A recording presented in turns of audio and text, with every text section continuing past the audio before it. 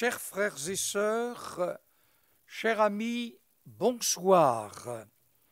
Chers enfants, chères jeunes filles, bonsoir aussi. Vous êtes sur YouTube ADD Nantes et pour vous les enfants, il y a aussi YouTube ADD Nantes pour enfants et ados. C'est avec joie que je viens ce soir partager la parole de Dieu, faire du bien à votre âme et votre corps, a besoin du pain.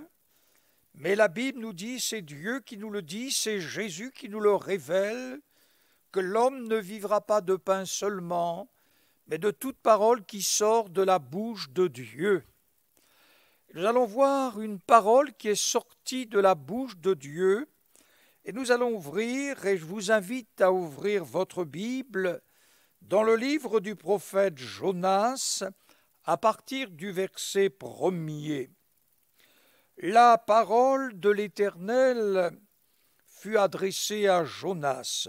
« Lève-toi, va à Ninive, la grande ville, et crie contre elle, car sa méchanceté est montée jusqu'à moi. » Et Jonas se leva pour s'enfuir à Tarsis, loin de la face de l'Éternel.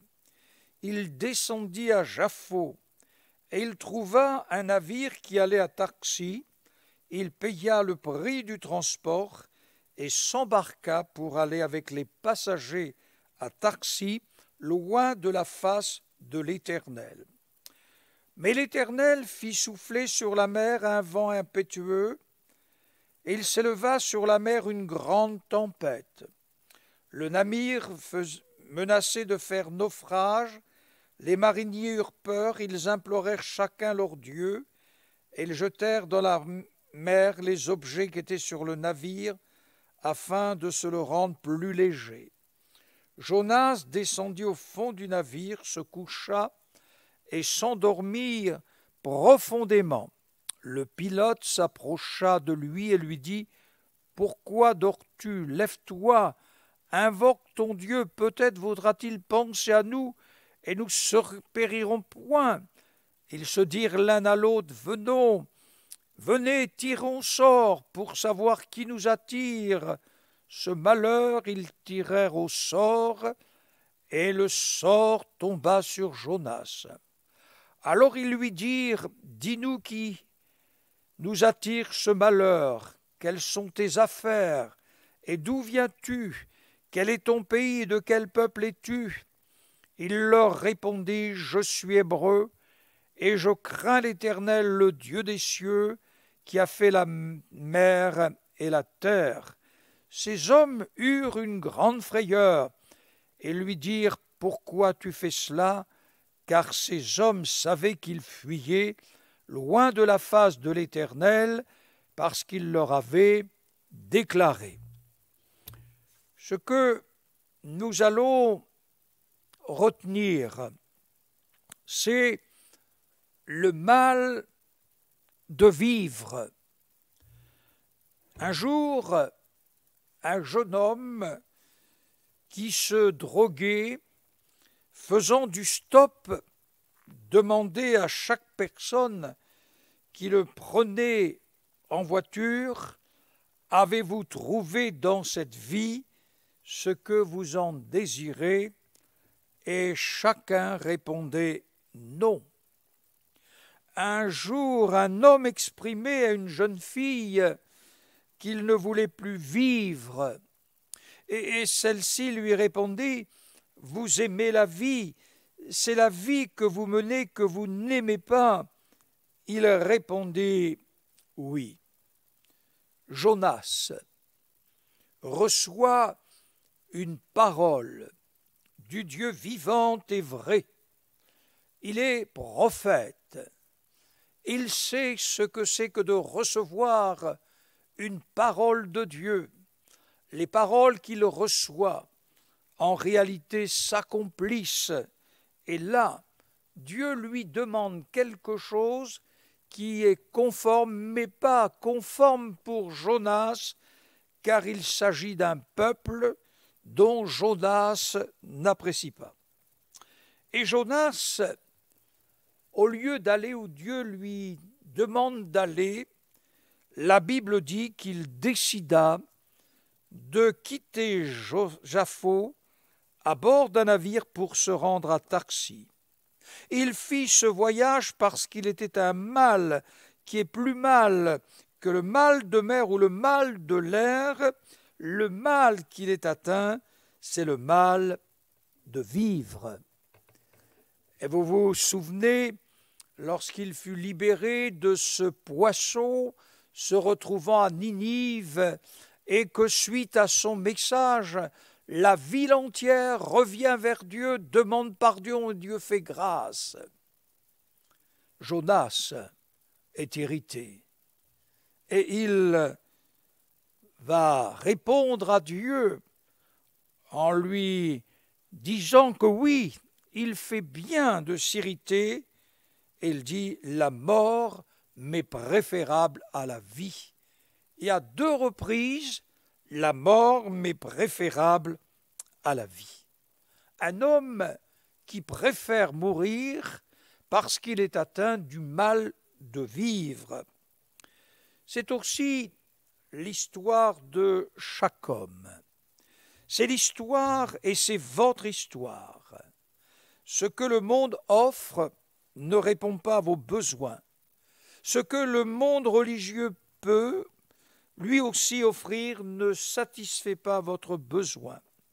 Et l'homme est à la recherche, errant et marchant dans la solitude, avec ces questions: d'où suis-je venu? Pourquoi suis-je dans ce monde? Qu'y a-t-il après la mort? Le prophète Ésaïe, chapitre 5, verset 30, disant « Regardant la terre, on ne verra que ténèbres, avec des alternatives d'angoisse et d'espérance. » Le prophète Ésaïe, chapitre 8, verset 22, il n'y aura que détresse et de sombres angoisses, et l'homme sera repoussé dans d'épaisses ténèbres. Oui, Jésus, lui qui est venu du ciel de gloire, lui que le Père nous a envoyé, qui fut conçu par l'Esprit Saint dans le sein de Marie la Vierge, pouvait dire aux hommes et aux femmes, il savait d'où il venait et où il allait et pourquoi il était venu, qui il était. Il connaissait Dieu et savait tout ce qui concerne le ciel, il savait où il allait, il connaissait l'homme et aussi le diable, qui est l'ennemi de Dieu, l'ennemi des hommes. La Bible nous dit que Jésus a appris l'obéissance par les choses qu'il a souffertes.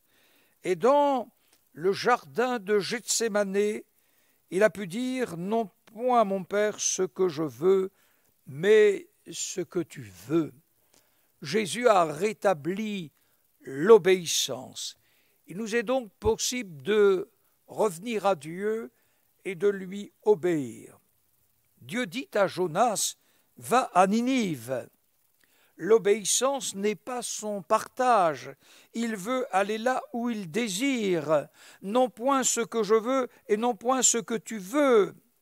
Et l'homme pense qu'il a une autre existence que celle de vivre pour Dieu. Jonas est un homme fatigué, un homme accablé. La religion, son intimité avec Dieu ne lui donne point de vivre pour Dieu, lui communique le goût de mourir. Et pourtant, il a cette relation avec Dieu. Il a cette intimité avec Dieu. Il reçoit le message de Dieu pour cette ville. Quelle responsabilité que nous avons en tant d'hommes d'église, de recevoir le conseil de Dieu, de lire la parole de Dieu, de la méditer, de recevoir les révélations de Dieu. Et en réalité, de ne point communiquer aux hommes et aux femmes ce dont ils sont à la recherche. Jonas décide de quitter Jaffo, qui signifie beauté, à bord d'un navire pour se rendre à Tarsis, qui signifie brisé, assujetti. Il fit ce voyage pour fuir Dieu. Pour l'homme, Dieu est un ennemi qui l'a placé sous un joug infernal. Il a rejeté Dieu, il a rejeté Jésus-Christ et sa parole au profit d'une tradition établie par les hommes. Jésus dira dans sa louange qu'il élève vers Dieu, qu'il révèle le Père à qui il veut. Et aujourd'hui encore, il révèle le Père à qui il veut. Et à qui veut-il révéler le Père? Il le dit, venez à moi, vous tous qui êtes fatigués et chargés, et je vous donnerai du repos. Oui, cette parole est merveilleuse. Elle s'adresse à vous, à chaque être humain, vous qui êtes fatigués et chargés, fatigués de la vie, fatigués et chargés par la religion, et je vous donnerai du repos, repos dans le corps, repos dans l'âme. Oui, Jésus affirmait que les gens avaient été chargés d'un joug religieux, non par Dieu, mais par les religieux. Jésus dit, il lie des fardeaux pesants et les met sur les épaules des hommes, ne voulant point les remuer du doigt. Oui, dans le livre du prophète Jérémie, le peuple de Dieu disait, nous sommes libres, nous ne voulons point retourner à Dieu. Oui, nous sommes libres. Et bien les hommes et les femmes disent, nous sommes libres. Nous voulons faire ce que nous voulons. Nous ne voulons point nous retourner à Dieu. Nous ne voulons point nous connaître. Nous ne voulons point marcher avec lui. Oui, l'homme pense qu'il a une autre vie que celle d'obéir à Dieu et à sa volonté, une autre existence à vivre que celle de vivre avec Dieu. Oui, construisons un Jaffo, un monde beau, sans souffrance, sans guerre, sans corruption, sans maladie, sans discrimination. Mais voilà que nous sommes à Ninive, la grande ville, avec sa drogue, son insécurité, son chômage, son immoralité, avec cette pandémie internationale, le Covid-19 qui nous frappe. Et l'homme découvre qu'il est non seulement à Ninive, mais à Tarsis, en réalité brisé, dans l'inquiétude. David pouvait dire « Je suis comme un vase brisé ». Quand on veut vivre pour une vie pour laquelle on n'a pas été fait, on rencontre dans sa vie la tempête, parce qu'on est loin de la face de Dieu. Le psalmiste dira « Les insensés, par leur conduite coupable et par leurs iniquités, s'étaient rendus malheureux. Le comble, c'est qu'il faut payer pour cela. Jonas a dû payer le prix. La désobéissance, le péché est un maître équitable. Pourquoi? Parce qu'il paie un salaire. Et le salaire du péché, c'est la mort.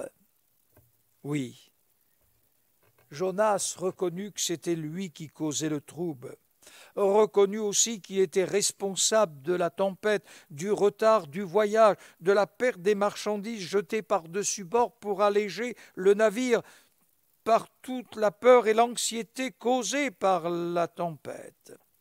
Jonas fuyait Dieu. Il a dû faire le bilan de sa vie dans le ventre d'un poisson. Il veut partir là comme il le veut. Personne ne l'empêche. Il est parti.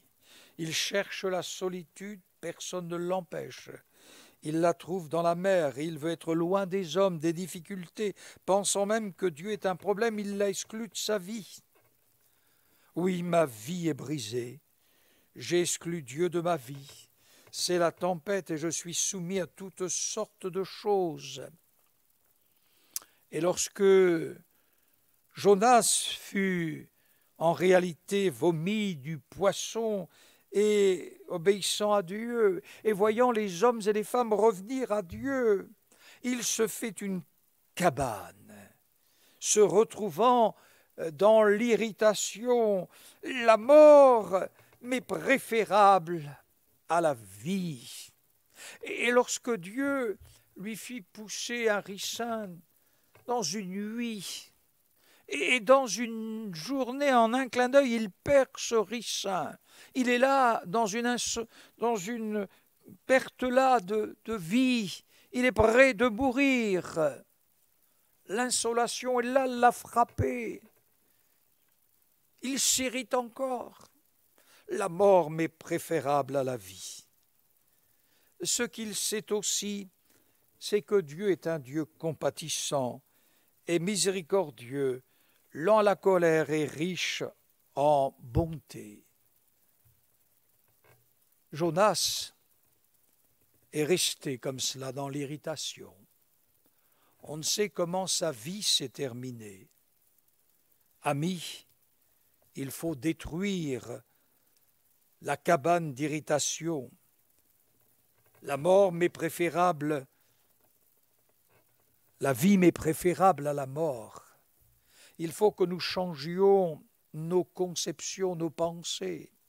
Regardez dans ce que nous vivons avec cette pandémie, combien nous sommes tous concernés, combien le corps médical, 24 heures sur 24, par centaines, par milliers, essaie de sauver des hommes et des femmes, des jeunes gens et des jeunes filles, parce qu'il y a en nous une soif de vivre. Oui, Dieu veut restaurer votre vie. Il veut refaire un autre vase. Et la Bible dit, nous portons ce trésor dans des vases de terre. Ces vases de terre que nous sommes nous rappellent la fragilité. Nous pouvons quitter la terre d'une minute à l'autre en un clin d'œil.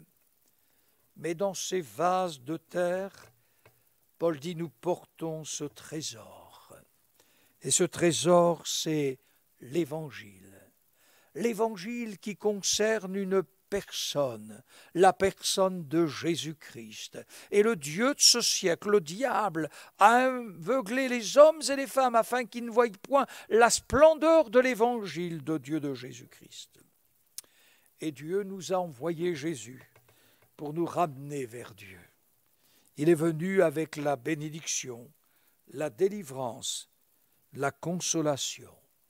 Dans ce vase de terre, il veut y déposer un trésor, le pardon, la guérison, la délivrance, un sens à votre vie, vous aider dans vos besoins. Il faut passer par le chemin de la croix. Oui, vous qui êtes fatigués, vous qui êtes chargés, venez à Jésus-Christ. Venez vers lui. Il va manifester sa grâce, sa bénédiction, et il va rétablir en vous l'obéissance pour lui obéir. L'obéissance n'est pas un fardeau, c'est une joie d'obéir à Dieu, c'est une joie d'obéir à Jésus-Christ, c'est une joie d'obéir à sa parole.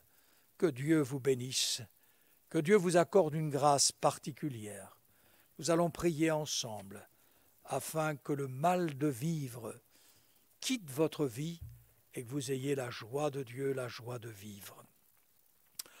Nous te remercions, Seigneur, parce que tu es venu sur la terre des hommes avec la vie de Dieu. Tu nous as communiqué cette vie céleste. Tu as déposé en nos cœurs ce fleuve d'eau vive, intarissable, cette eau spirituelle. Et je te prie de bénir ces hommes et ces femmes, de bénir ces jeunes gens, ces jeunes filles, de bénir ces enfants, de nous accorder aussi, Seigneur, la grâce dans notre nation, dans les nations, que cette pandémie, ce Covid-19 cesse son œuvre et que les foyers soient visités par ta grâce, que les foyers soient restaurés, Seigneur, que les hommes et les femmes t'implorent, réclamant le pardon, la grâce et la bénédiction, qu'il réouvre la parole de Dieu dans le nom précieux de Jésus-Christ. Mets la joie de Dieu dans nos cœurs, la joie de Jésus-Christ, la joie de l'Esprit de Dieu, la joie de lire la parole de Dieu, la joie de se rencontrer dans nos églises. À ton nom soit la gloire. Amen.